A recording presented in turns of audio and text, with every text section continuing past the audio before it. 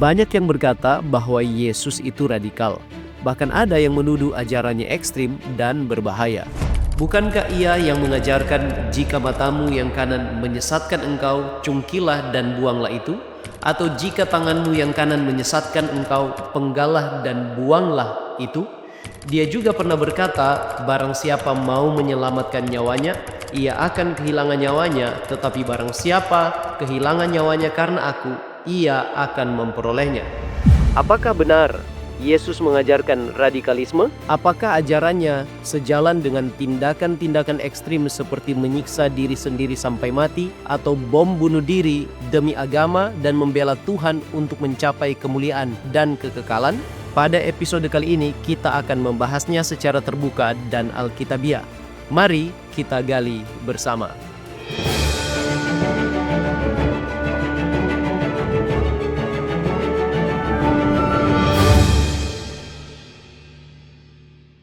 Sebelum menjawab apakah Yesus mengajarkan radikalisme, kita perlu tahu apa itu radikalisme.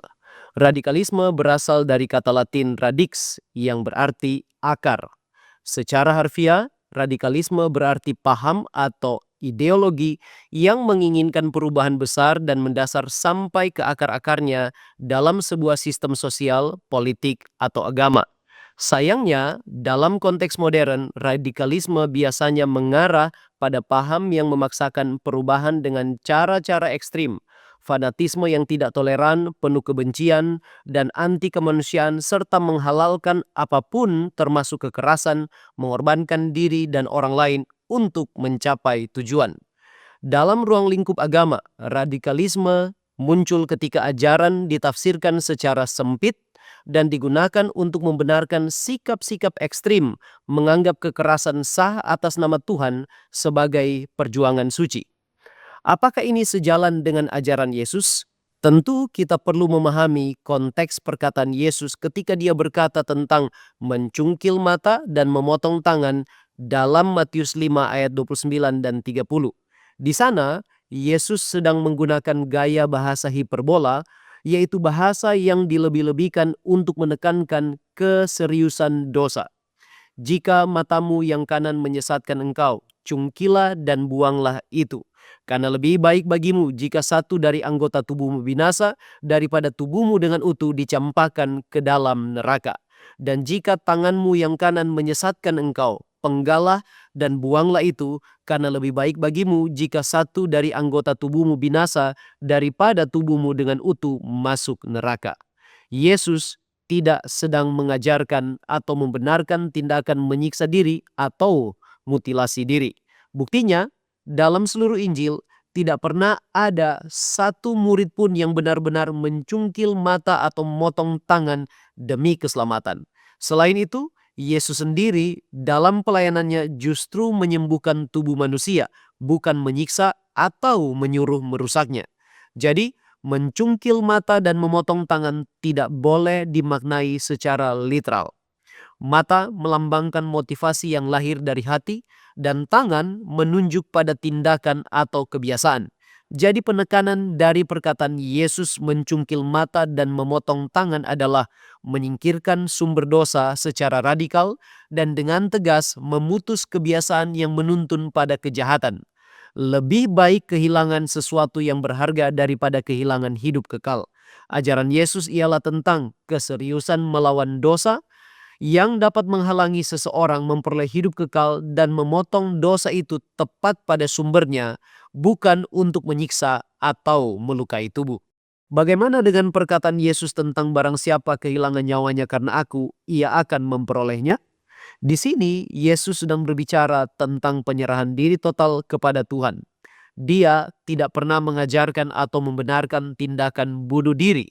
Sebaliknya dalam Injil Yohanes 10 ayat yang ke-10, Yesus berkata, ia datang supaya manusia mempunyai hidup dan mempunyainya dalam segala kelimpahan.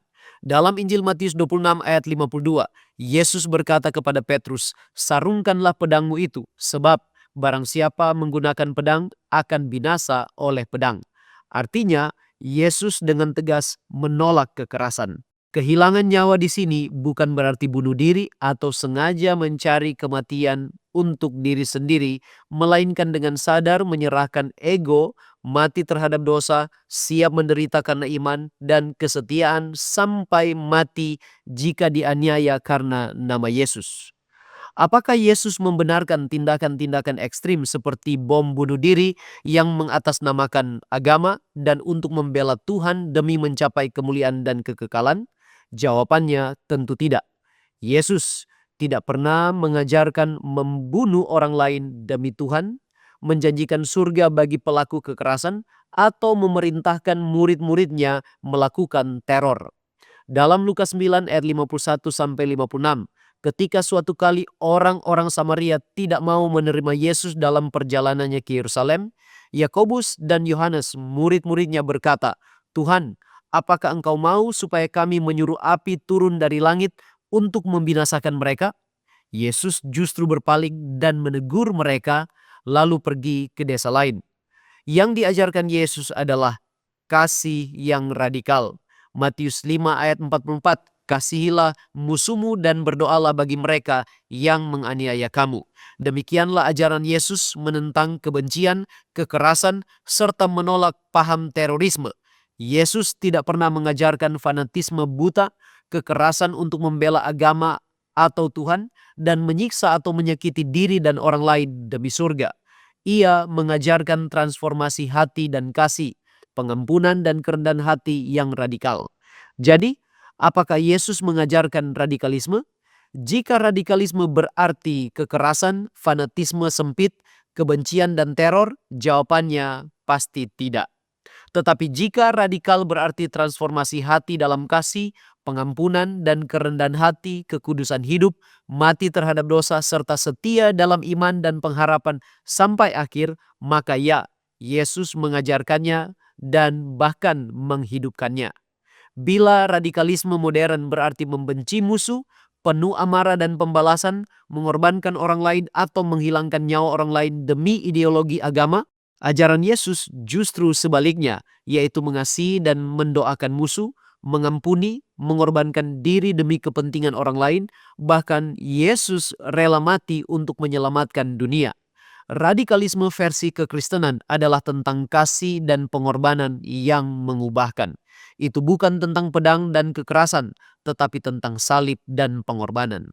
Atas dasar ini, orang Kristen, saya dan saudara, harus mengampuni ketika disakiti, mengasihi ketika dibenci, dan memberkati ketika dikutuk. Orang Kristen harus mengalami transformasi hati yang radikal, mati terhadap dosa, ego, kesombongan, dan keinginan duniawi.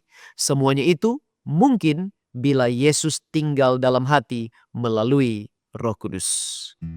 Sekian dari saya, mari kita terus menggali kebenaran firman Tuhan untuk memperluas wawasan dan mengharapkan terjadinya pertumbuhan kerohanian setiap hari.